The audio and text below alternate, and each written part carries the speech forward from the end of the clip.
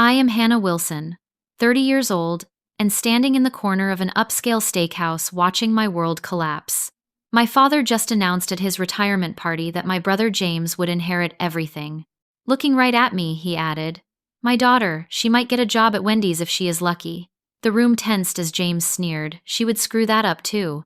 Just as tears threatened our family lawyer, Thomas stood up unexpectedly and reached for the microphone. "Where are you watching from today? Drop your location in the comments, hit subscribe, and stick around to see what happened next when the lawyer cleared his throat." Growing up as Gerald Wilson's daughter meant living with impossible standards. Our family owned Wilson Manufacturing, a company my grandfather started that now employed over 300 people across 3 states. From my earliest memories, our family dinners revolved around business, talk market trends, and expansion plans. While other kids had bedtime stories, I had profit margin reports.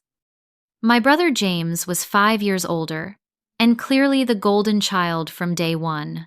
Dad would ruffle his hair proudly whenever James showed the slightest interest in the business. "That is my successor, right there," he would announce to dinner guests, while I sat quietly invisible despite my straight-A report cards and genuine curiosity about the family company. My mother Catherine tried in her way to balance things, but she had long ago accepted her role as the supportive wife who never challenged Gerald directly. "Your father just wants what is best for the company," she would whisper when finding me crying after another dismissive comment from Dad. "He loves you in his own way." That love never felt like much. When I was 12, I created a detailed presentation about how our company could expand into eco-friendly packaging. I had researched for weeks, made colorful charts, and practiced my delivery. Dad glanced at it for 30 seconds before saying, "Cute Project Hannah.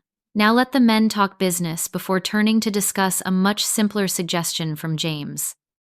Despite the constant rejection, something in me refused to give up.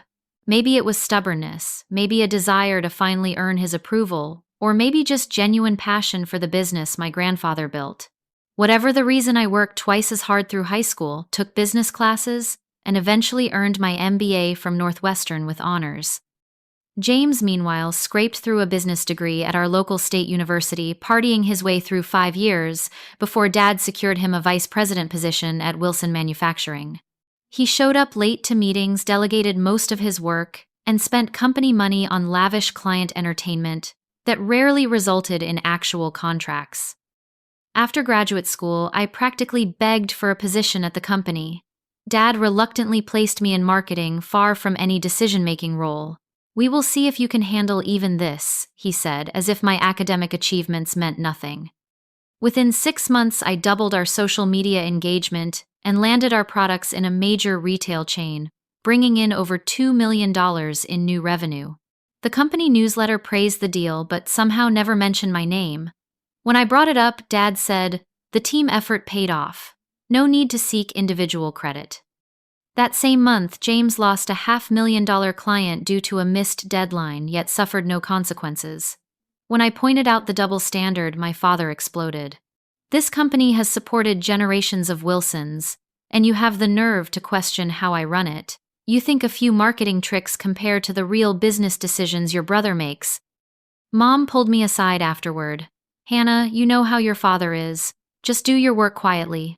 Things will get better." But things never did. Year after year, I watched James fail upward while my accomplishments were minimized or attributed to others. Last year, I developed a complete rebranding strategy that modernized our image and appealed to younger consumers. The board loved it, and several members approached me privately to commend my vision. Dad sat silently during my presentation, then later told a business associate loud enough for me to hear. "We hired some consultants who came up with a decent marketing plan. Always good to get outside perspective." Those consultants did not exist. It was entirely my work. Meanwhile, James made increasingly questionable decisions. He hired friends for positions they were not qualified for, and pushed through an expensive software system that employees struggled to use and ultimately abandoned. He treated long-term employees disrespectfully, and spent excessive amounts on business trips that seemed more like vacations. 3 months ago, I overheard our financial controller, Martha, discussing discrepancies in expense reports with our lawyer, Thomas. They quickly changed the subject when they noticed me, but Martha later hinted that not everything is as it seems with the company finances. When I pressed for details, she just shook her head and said, "Your father handles things his own way." Despite everything, I still hoped that Dad would eventually recognize my contributions. When he announced his retirement, something in me foolishly believed this might be the moment he would acknowledge my dedication and talent. Maybe, just maybe, he would include me in the succession plan alongside James. As the date of his retirement party approached, I bought a new dress, prepared thoughtful remarks in case I was asked to speak, and even drafted some innovative ideas for the company future that respected our tradition while embracing necessary changes. I knew better, yet I still hoped. That hope made the devastation at the retirement party all the more crushing. The party was held at Morton's Steakhouse in their private dining room, with dark wood paneling and soft lighting that created an atmosphere of old money and tradition. Nearly 100 guests filled the space. Family members, long-term employees, business associates, and friends who had watched the Wilson empire grow over the decades. Crystal glasses clinked as waiters circulated with champagne, and the rich aroma of prime steaks wafted from the kitchen. I arrived 30 minutes early to help with last-minute arrangements, smoothing the embroidered napkins and adjusting the floral centerpieces of white roses and blue hydrangeas. My stomach twisted with anxiety, but I maintained a professional smile as guests began to arrive. Hannah called Martha, our financial controller, who had been with the company for 22 years. She pulled me into a warm hug. "That color is beautiful on you." "Thank you," I said, smoothing the navy blue dress I had splurged on for the occasion. "Everything looks perfect, right?" Martha nodded, but something in her expression seemed guarded. "Yes, everything is as planned." She squeezed my arm gently. "You know how much your work has meant to all of us, right? The marketing team raves about your leadership." Before I could respond, my Uncle Robert approached. "There is my favorite niece, ready for the big night." His enthusiasm seemed forced, and he quickly changed the subject to the weather forecast. As the room filled, I noticed Thomas, our family lawyer, huddled near the bar with a portfolio of documents, checking his phone repeatedly. He caught my eye and gave a curt nod before stepping outside to take a call. Thomas had always been professional but distant, a shrewd man in his 50s who had handled our family legal matters for over 15 years. Dad made his entrance like a politician, shaking hands and accepting congratulations with practiced charm. At 65, Gerald Wilson still commanded attention with his tall frame and confident stance. His silver hair and tailored suit projected success and authority, and people gravitated toward him naturally. 40 years building this company to what it is today, I overheard him tell a group of admirers, but the next generation is ready to take it even further. His gaze drifted past me as if I were invisible, landing on James, who stood surrounded by his own circle of supporters. My brother looked every bit the heir apparent in his expensive suit, laughing too loudly at his own jokes. At 35, James had our father's height, but none of his disciplined physique, his frame softened by years of expense account meals and minimal physical effort. Going to roll out a complete modernization plan, James announced to anyone who would listen. New markets, aggressive expansion. The old man played it too safe these past few years. I bit my tongue, knowing James had opposed every innovation I had proposed over the past 3 years. His idea of modernization was flashier business cards and larger expense accounts. Susan from accounting approached me with a sympathetic smile. "Hannah, I just wanted to tell you how much everyone appreciated that vendor management system you implemented last quarter. It saved my team about 20 hours each week." "I am glad it helped," I said, warmed by the recognition. "I have some ideas about streamlining the inventory tracking system too, if there is interest." "There definitely is," Susan said, lowering her voice. "Though you might want to wait until things settle after tonight." Her cryptic comment increased my unease, but before I could ask for clarification, my mother appeared at my side. Catherine Wilson was elegantly dressed, as always, her pearls and subtle makeup projecting the refined image she had cultivated over decades as a business leader's wife. "Hannah, darling," she said, kissing my cheek, "you look lovely. Have you spoken with your father yet?" He seems busy, I replied, watching Dad laugh with a group of board members. Mom's smile tightened almost imperceptibly. Well, it is his night. Just remember that your father does what he thinks is best for everyone. Her words felt like a warning, increasing my sense of foreboding. Across the room, I noticed Thomas had returned, now deep in conversation with Martha. Both looked serious occasionally, glancing toward my father and brother. A server approached to announce dinner would be served in 15 minutes. As guests began finding their assigned tables, I discovered I was seated at the family table, but noticeably far from my father, positioned between my mother and a distant cousin. James, of course, sat at Dad's right hand. Just before we sat down, I overheard a conversation between two board members that made my blood run cold. Complete reorganization from what I hear, the older man murmured. Gerald has it all planned out. Clean transition of power. The daughter will be reassigned, probably for the best, given the circumstances. They noticed me and abruptly changed the subject, but their words confirmed my worst fears. Whatever was coming, it would not be good for me. As we took our seats and the appetizers arrived, the knot in my stomach tightened to the point that I could barely touch my shrimp cocktail. James dominated the table conversation, outlining grandiose plans for company expansion, while Dad nodded approvingly.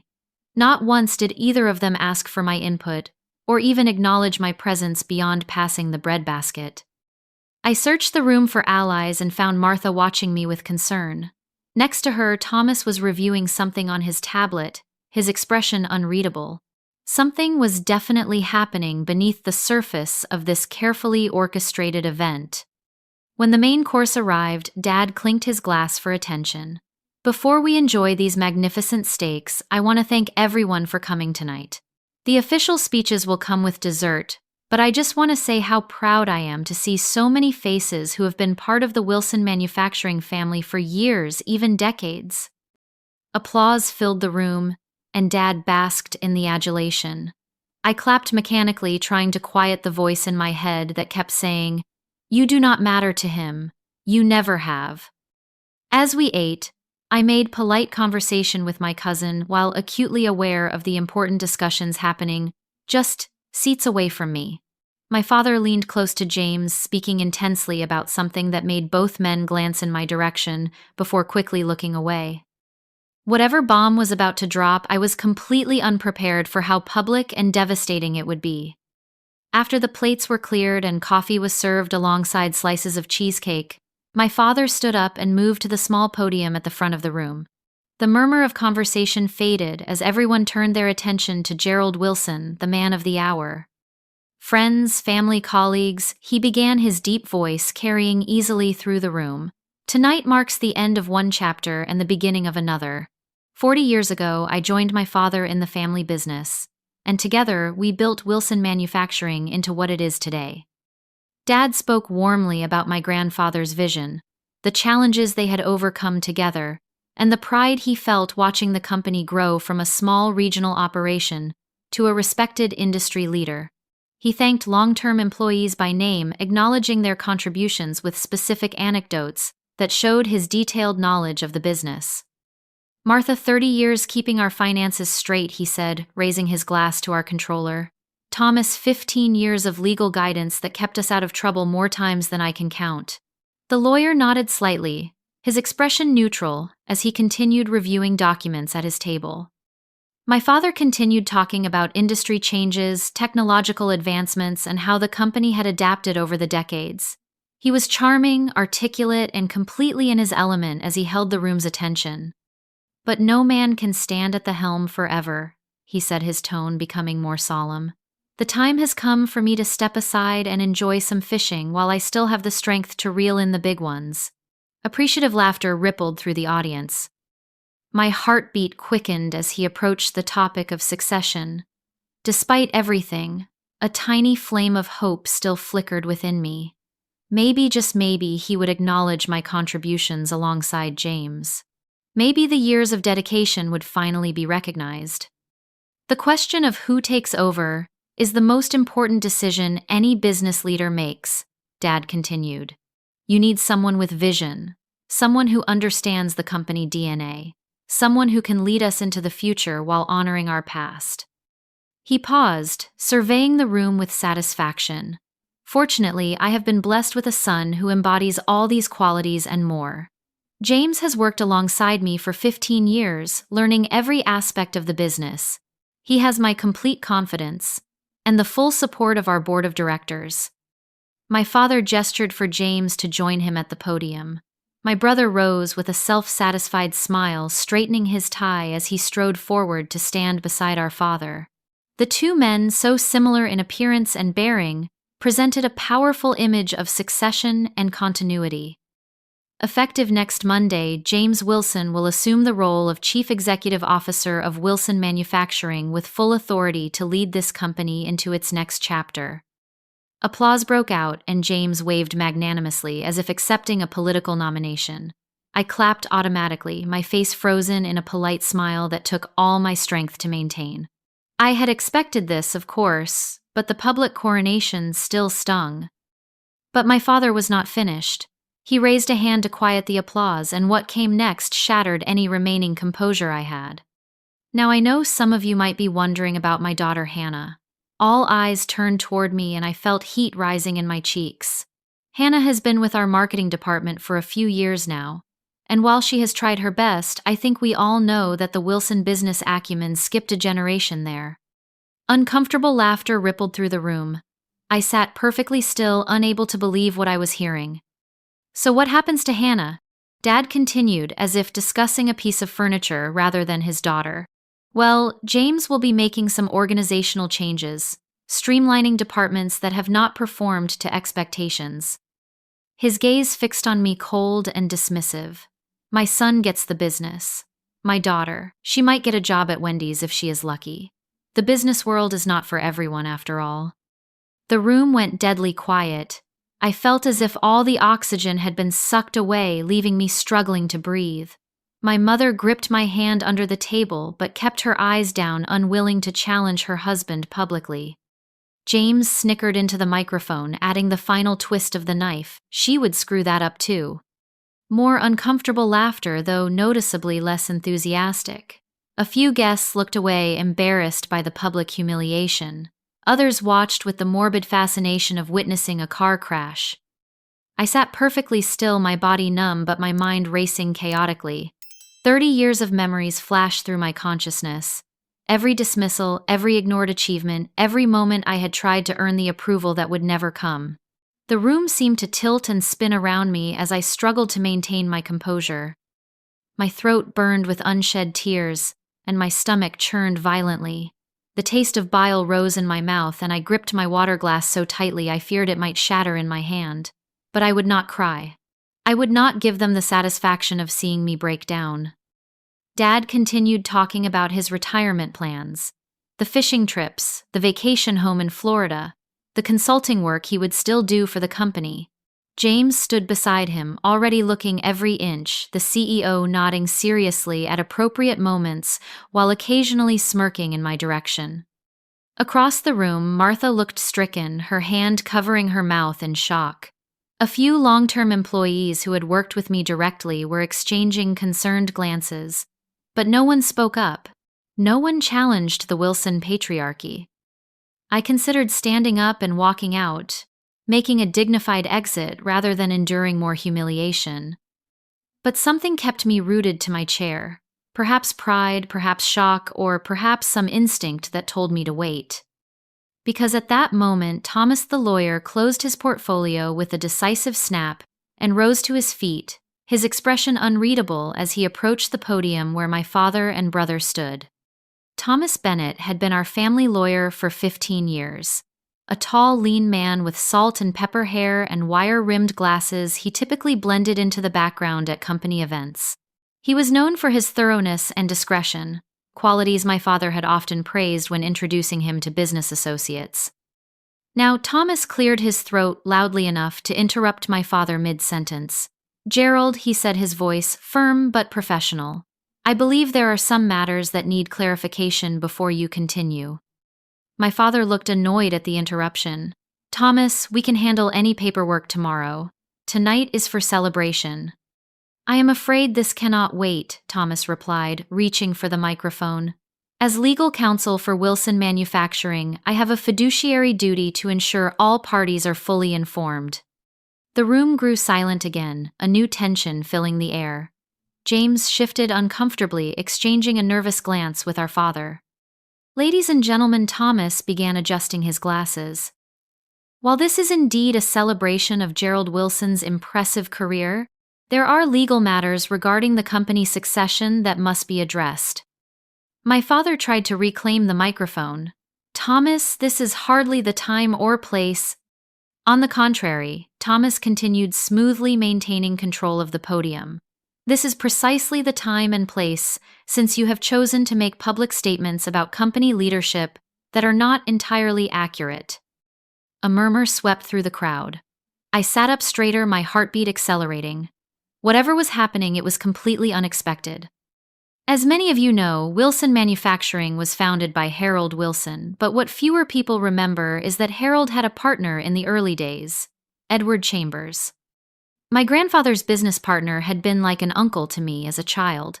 Uncle Eddie, as I called him, had no children of his own and had always shown special interest in my school projects, and later my business ideas.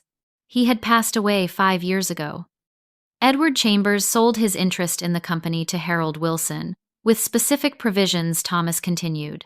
One of those provisions, which was renewed in each subsequent company charter, was that leadership succession would be based on merit and contribution, not merely bloodline. Thomas removed a document from his portfolio.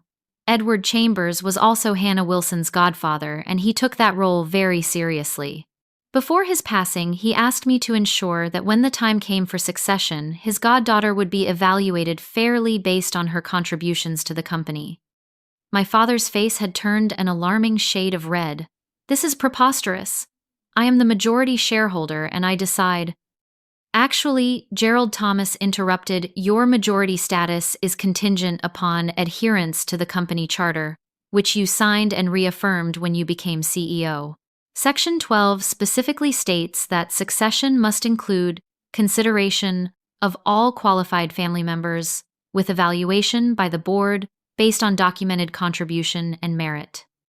Thomas turned to face the assembled guests directly. Over the past 3 years, I have been quietly documenting the contributions of both James and Hannah Wilson to this company, as was my duty under Edward Chambers' directive. He produced another folder. These records show that Hannah Wilson has been directly responsible for 3 major client acquisitions, a successful rebranding that increased market share by 14%, and cost-saving measures in her department that improved profitability by 22%. Stunned silence filled the room. I could hardly believe what I was hearing. Someone had actually been paying attention to my work all this time. By contrast, Thomas continued relentlessly. I have also documented numerous instances of mismanagement under James Wilson's supervision, including the failed CRM implementation that cost the company $800,000, consistent budget overruns in his department, and most seriously irregularities in expense reporting that warrant further investigation. James lurched forward. You have no right, Dad. Are you going to let him? Thomas raised a hand. I have not only the right, but the obligation.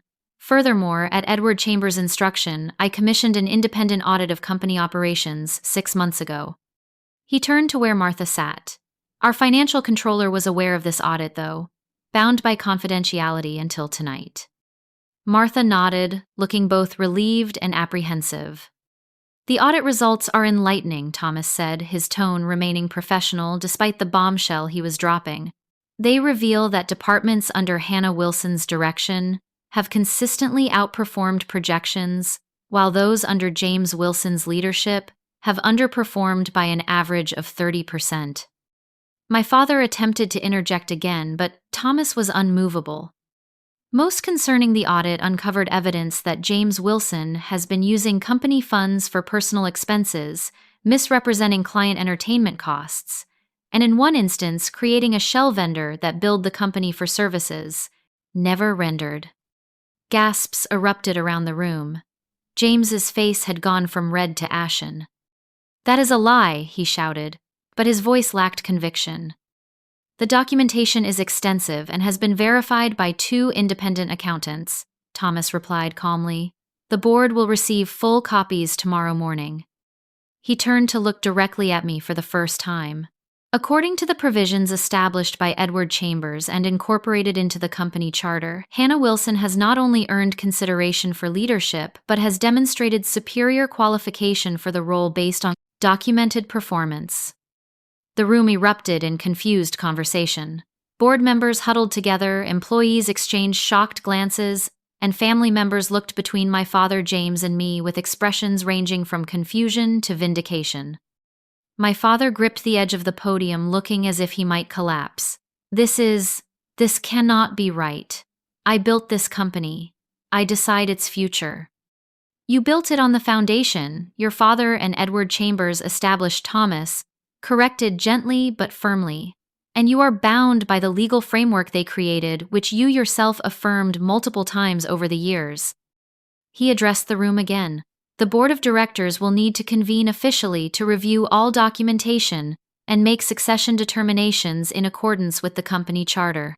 Until then, no statements about future leadership should be considered final." Thomas nodded respectfully to the stunned guests. "Thank you for your attention. I apologize for the interruption, but as legal counsel for Wilson Manufacturing, I am obligated to ensure all proceedings adhere to established legal requirements." He stepped away from the podium, leaving my father and brother standing there in shocked silence.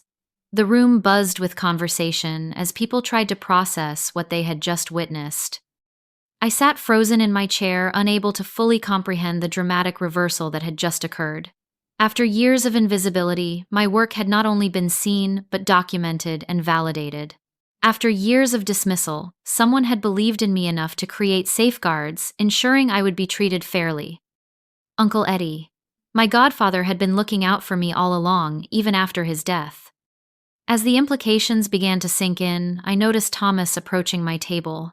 He leaned down and spoke quietly. "Your godfather was very proud of you, Hannah. He always said you had the true Wilson business sense, just like your grandfather. He made me promise to make sure you got your fair chance when the time came." Tears welled in my eyes, but for once they were not tears of hurt or frustration. "Thank you," I whispered, my voice barely audible. Thomas straightened and nodded professionally. "The board meeting is scheduled for 9 tomorrow morning. I suggest you prepare your thoughts on company direction. You have earned your seat at that table." As he walked away, I noticed my father and brother huddled in intense conversation, occasionally shooting furious glances in my direction. The battle was far from over, but for the first time in my professional life, I was no longer invisible. The elegant retirement party disintegrated into chaos within minutes. Board members clustered in corners, speaking in urgent whispers. Long-term employees looked torn between shock and validation, many of them casting supportive glances my way. My mother sat beside me, pale and silent, her social graces finally overwhelmed by the public exposure of our family dysfunction. Dad and James huddled with 2 board members, who had always been their strongest allies, gesturing angrily toward Thomas, who stood calmly reviewing documents with Martha nearby. "This is nothing but a legal technicality," I overheard my father say.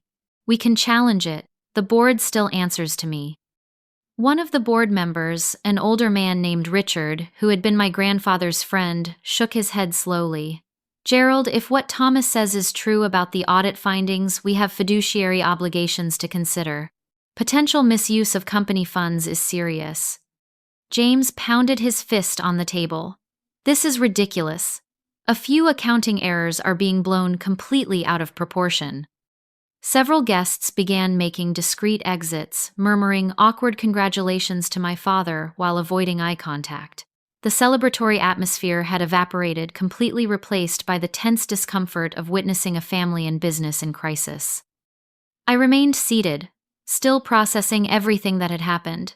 Part of me wanted to slip away quietly and collect my thoughts before the inevitable confrontation. But another part, a stronger part that had been silenced for too long, knew this was the moment to stand my ground.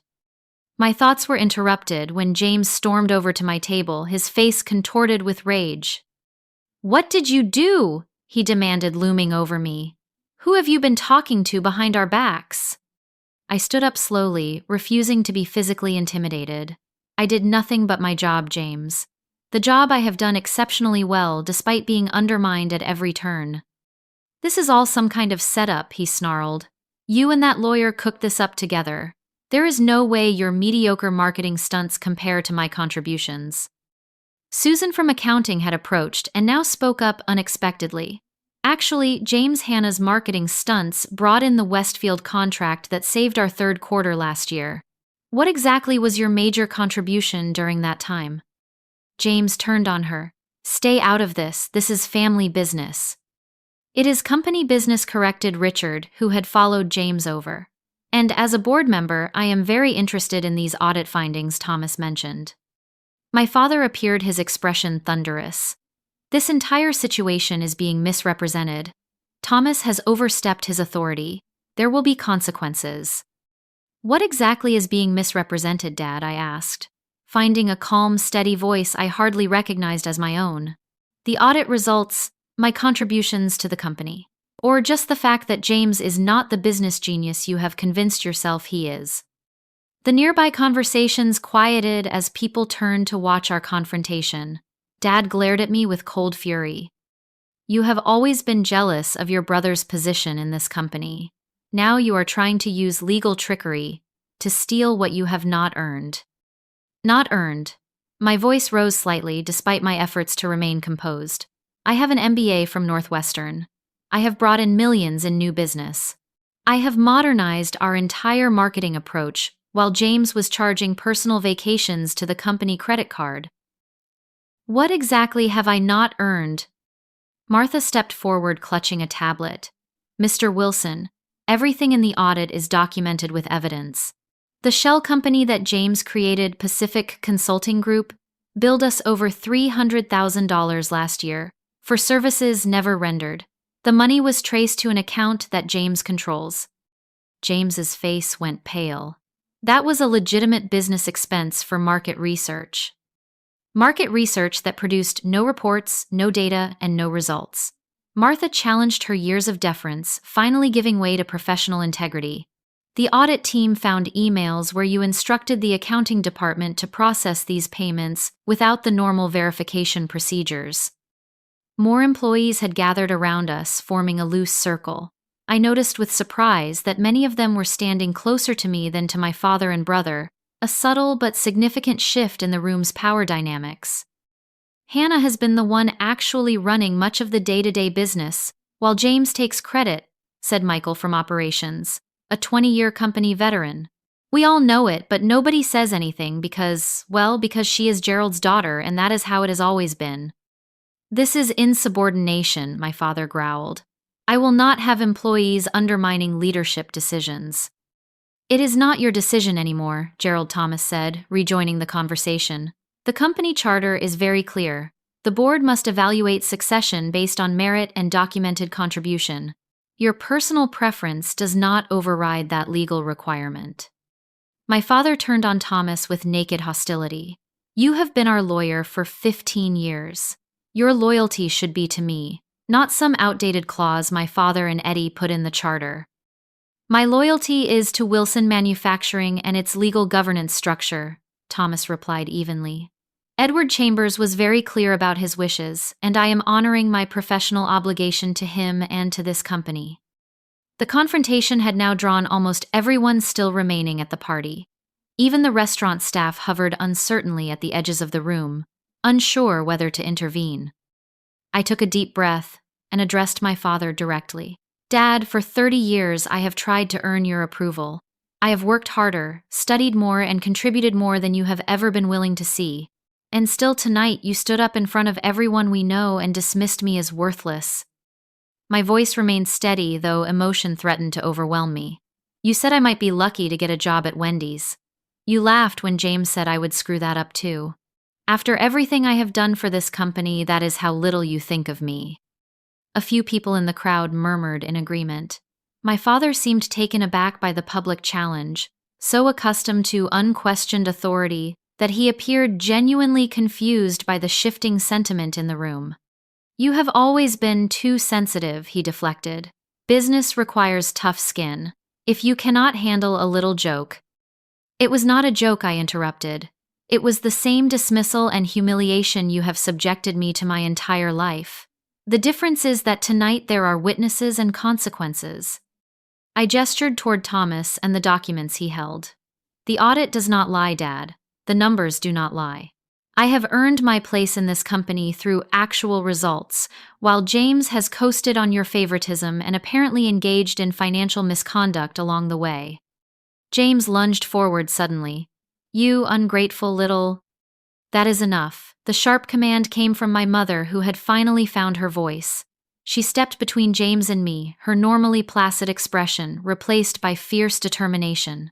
I have stood by for years watching this family tear itself apart, and I will not allow it to continue.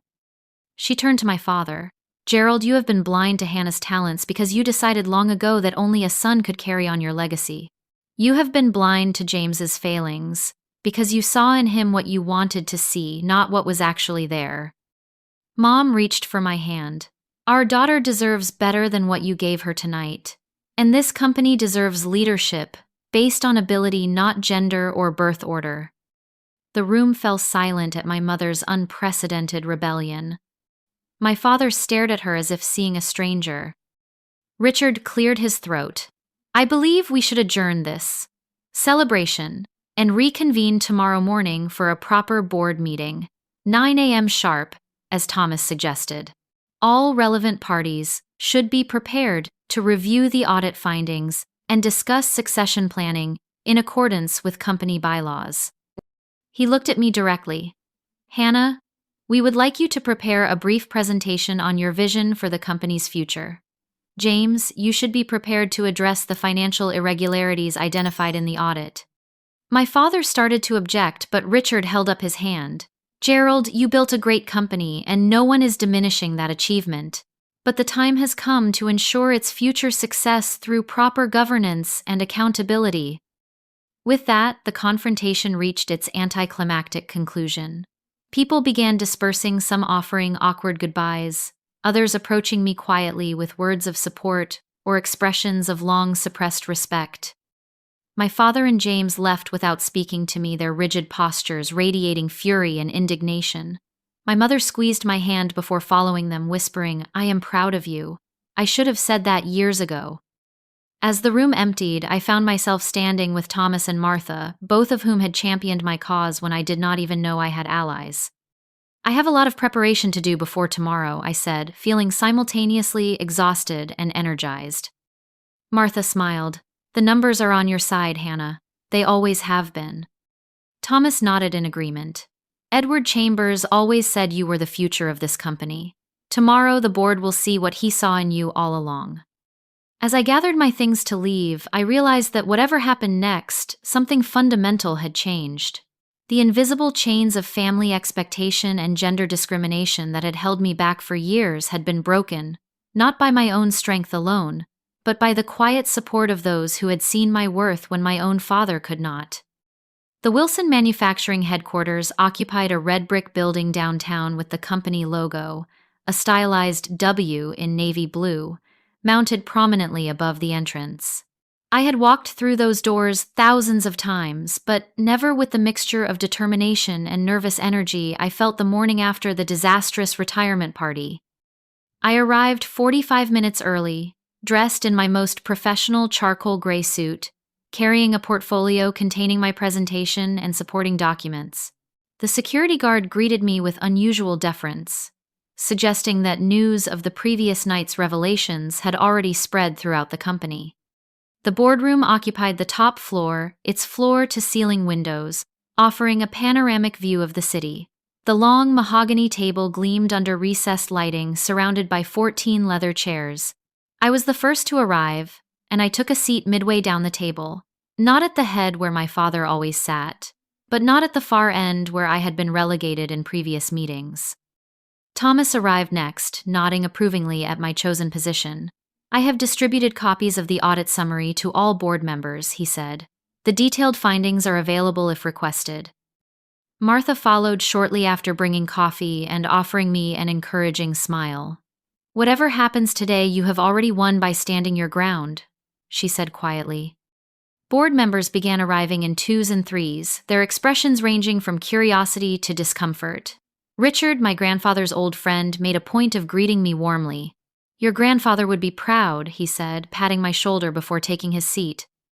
James arrived 5 minutes before the meeting was scheduled to begin, accompanied by two men I recognized as attorneys from a prominent local firm. He looked as if he had not slept, his usual polished appearance undermined by dark circles under his eyes and a slightly rumpled shirt. He avoided looking in my direction. My father entered last precisely at 9, with my mother surprisingly at his side. Dad looked every inch the corporate patriarch, his expression stony and determined. Mom caught my eye briefly and gave me a subtle nod of encouragement. Richard called the emergency board meeting to order, establishing that with 11 of 14 board members present, they had a quorum to conduct business. Given the unusual circumstances, Richard began, "I suggest we first review the audit findings that came to light at last night's event, then discuss the succession planning requirements under our company charter, and finally hear brief presentations from both James and Hannah Wilson regarding their qualifications and vision." My father immediately objected. "This entire proceeding is premature and possibly invalid. As CEO and majority shareholder, your status as majority shareholder is actually what is at issue here," Gerald Thomas interrupted, opening a folder of documents. "According to Section 17 of the company charter, your controlling interest is contingent upon adherence to the governance procedures established by the founders." Thomas distributed copies of the relevant charter sections. "If the board determines that these procedures have been violated, particularly regarding nepotism and merit-based succession, your shares revert to standard voting shares without controlling interest privileges." This was news even to me. The room fell silent as board members reviewed the documents, many of them clearly seeing these provisions for the first time. "Edward Chambers was quite thorough in establishing protections against exactly this situation," Thomas explained. "He and your father, Harold Wilson, built in safeguards to ensure the company would always be led by the most qualified family member, not simply the oldest male heir, as was common practice at the time." Richard cleared his throat. "Let's proceed with the audit review first, shall we, Martha? Would you please summarize the key findings?" Martha stood and presented a clinical, factual overview of the financial audit, using slides to illustrate the performance disparities between departments. Marketing under my leadership had consistently exceeded targets while reducing costs. Several departments under James's supervision had underperformed while exceeding budgets. Most damaging were the detailed records of financial improprieties, personal expenses, charged to the company, the shell consulting firm that funneled company money to James's personal accounts, and evidence that he had altered financial reports to conceal these activities. James's attorneys attempted to interrupt several times, but Richard firmly maintained order. When Martha finished, James was given an opportunity to respond. "These allegations are greatly exaggerated," he insisted, his voice lacking its usual confidence. "Any accounting irregularities were simple oversights or administrative errors, not intentional misconduct. As for departmental, performance marketing inherently has different metrics than operations or supply chain management." His defense sounded hollow even to my ears, and the board members' expressions suggested they felt the same. James concluded with a weak appeal to tradition. "Our father has always intended for me to lead this company. The Wilson name and legacy."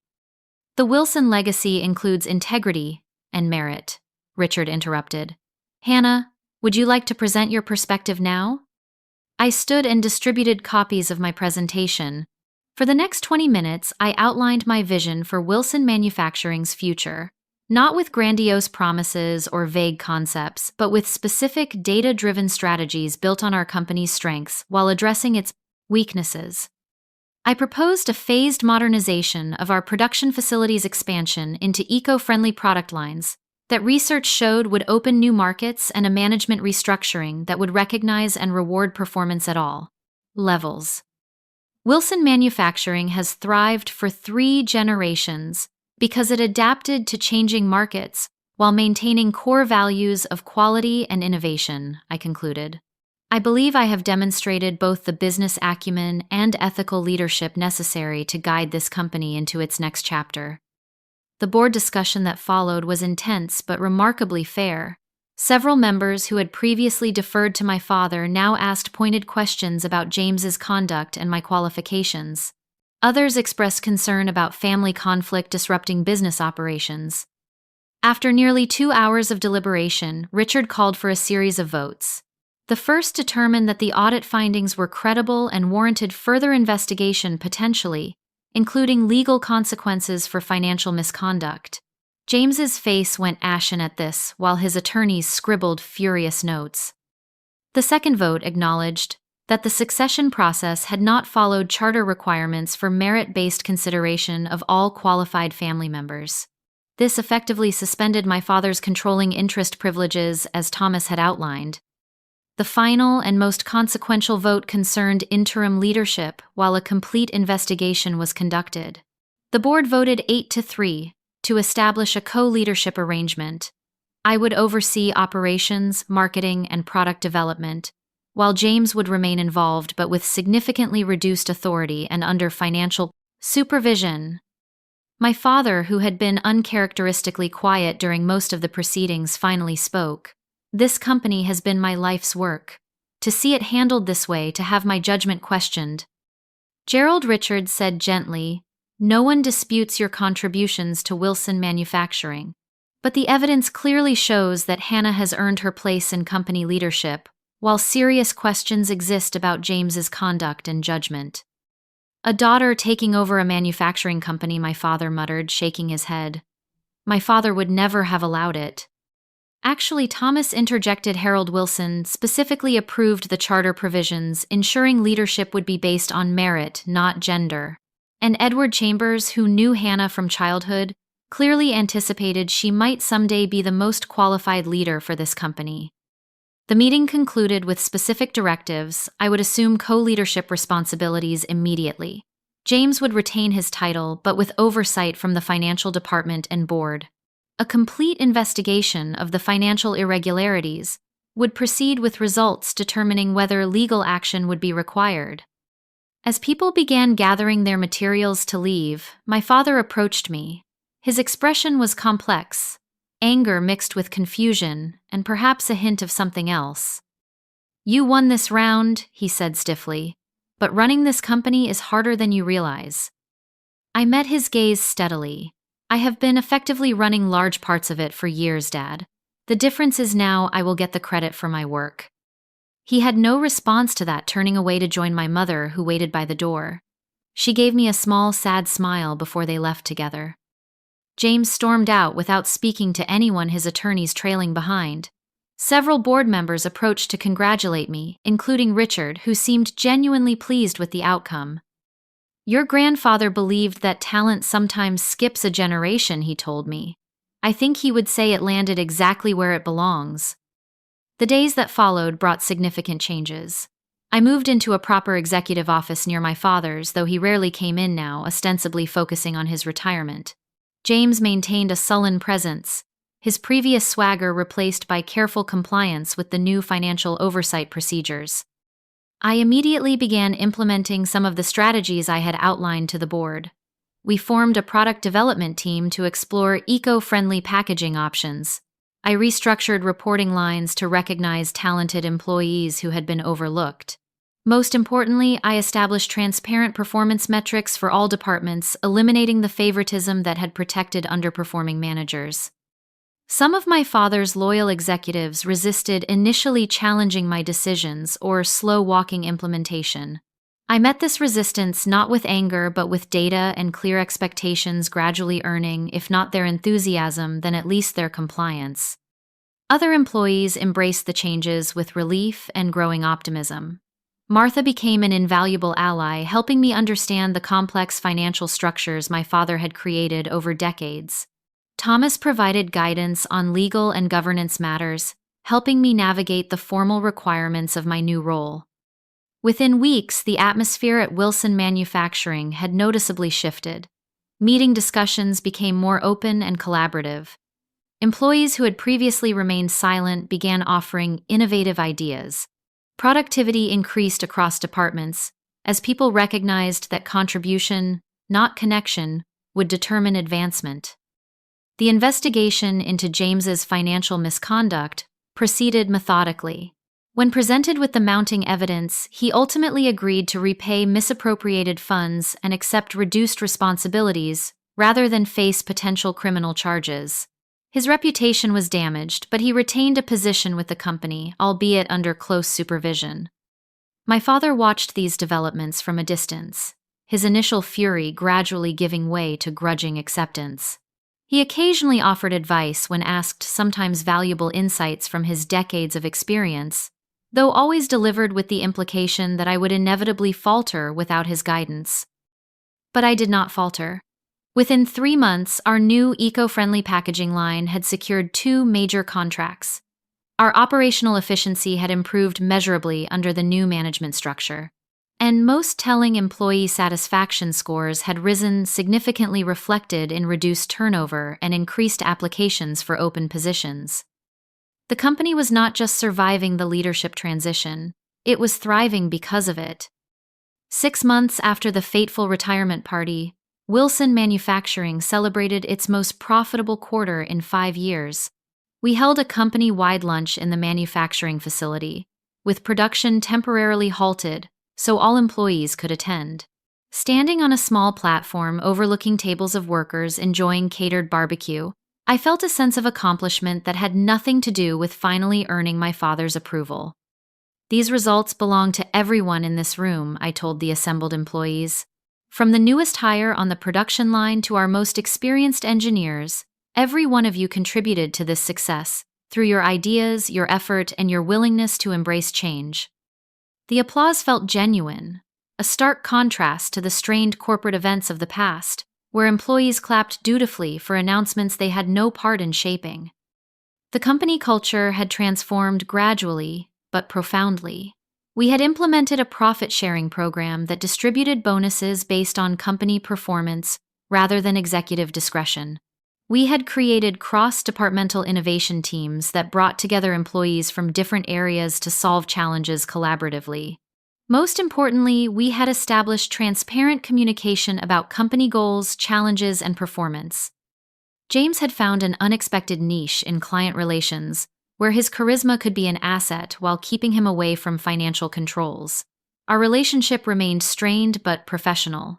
Occasionally, I caught glimpses of resentment in his eyes, but more often a reluctant recognition that the company was functioning better under the new structure. My father's adjustment proved more complicated. After initially keeping his distance, he began visiting the office weekly, ostensibly to check on things, but increasingly to offer genuine, if gruffly delivered, advice. Our interactions remained formal at first, marked by his difficulty in acknowledging the validity of my leadership. The breakthrough came unexpectedly during a crisis. A major supplier suddenly went bankrupt, threatening production delays that could cost us a crucial contract. Dad happened to be visiting when I received the news. "What are your options?" he asked, simply not rushing to take over or criticize. I outlined 3 potential solutions, including redirecting materials from less urgent products and negotiating with an alternative supplier despite higher costs. He nodded thoughtfully. "The supplier negotiation is your best bet. Want me to make some calls? Jim Reynolds at North Star owes me a favor." We worked side by side for hours, leveraging his long-established relationships while implementing my crisis management protocol. By day's end, we had secured the materials needed to fulfill our obligations with minimal disruption. As we sat in my office afterward, exhausted but satisfied, Dad studied me with an expression I had rarely seen directed my way, something approaching respect. "You handled that well," he said finally. "Better than I might have, actually. Your approach with the production team was effective." The words clearly cost him something to say, and I recognized the effort behind them. "Thank you," I replied simply. "I learned a lot watching you handle crises over the years." A small bridge had been built that day. Not a complete reconciliation, but a foundation for something new. The dynamic had shifted. I was no longer seeking his approval, but accepting his contribution as a valued advisor, rather than an infallible authority. My mother observed this evolution with quiet satisfaction. Over lunch one day, she confessed, "I always saw your potential, Hannah. I just never found the courage to challenge your father's blindness to it. That is my greatest regret." "You stood up when it mattered most," I reminded her, recalling her intervention at the retirement party. That took courage after all those years. Family dinners gradually resumed, awkward at first, but slowly finding a new equilibrium. James participated sporadically, still uncomfortable with the altered family hierarchy, but making efforts to adapt. We were not the picture-perfect family portrayed in corporate newsletters, but we were learning to interact with greater honesty and less toxic competition. Outside the family circle, I found unexpected healing through mentorship. I established a leadership development program that identified promising employees regardless of background or department. Watching these individuals grow and contribute brought a fulfillment that parental approval never had.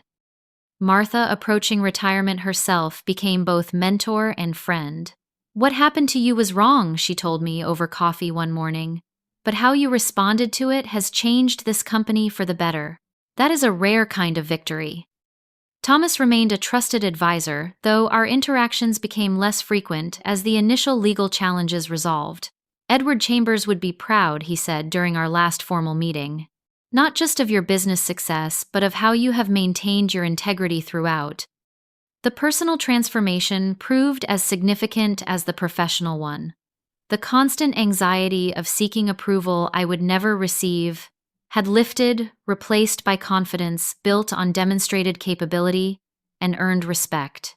I no longer measured my worth through my father's eyes, but through the tangible impact of my work and the genuine relationships I had built. 6 months turned into a year.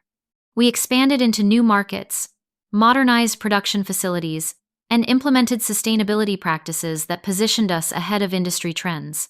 Employee retention improved dramatically, and we became known as a company that valued contribution over connections. Dad continued his gradual evolution, from critic to occasional collaborator. During a rare moment of reflection, he admitted, "I was wrong about you, Hannah. I was so convinced business leadership looked a certain way, like me, like James, that I could not see the different but equally effective approach you bring."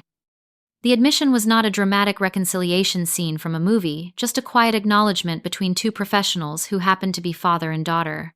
It did not erase decades of dismissal, but it offered a path forward based on mutual respect rather than perpetual disappointment. The most profound lesson from the entire experience was learning the difference between seeking validation and creating value. For years, I had desperately worked to earn recognition from someone incapable of giving it. The freedom came not from finally receiving that approval, but from realizing my worth existed independently of it. I discovered that true strength comes not from avoiding pain, but from moving through it with integrity. The public humiliation that once seemed unbearable had become the catalyst for growth and authentic empowerment. By facing my deepest fear, public rejection by my own father, I had found a resilience I never knew I possessed. The company continues to evolve, as does our family. Neither is perfect, but both are healthier than they were before that fateful retirement party, when a father's cruel dismissal and a lawyer's unexpected intervention changed everything. I no longer need my father to see my value.